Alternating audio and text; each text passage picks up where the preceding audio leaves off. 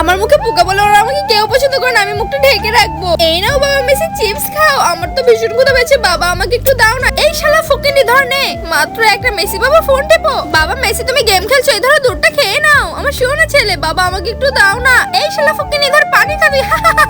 আরে আমার চিকেন তো শেষ, ওই তো রোনালদোর কাছে চিকেন আছে, এটা নিয়ে খেয়ে নেবো আমি। না আমি দেবো না, এটা দে বলছি, না দেবো না, না দে বলছি। আরে আমার চিকেন তোকে একদম, আরে বাবা বাবা রোনালদো আমার চিকেন নিয়ে নিয়েছে। কি তোর এত বড় সাহস? না বাবা আমি কিছু করিনি, বাবা মা আমাকে একটু ভালোবাসে না, আমি আর এখানে থাকবো না। মেসি বাবা এই সরো এখান থেকে, গেম খেলছি আমি।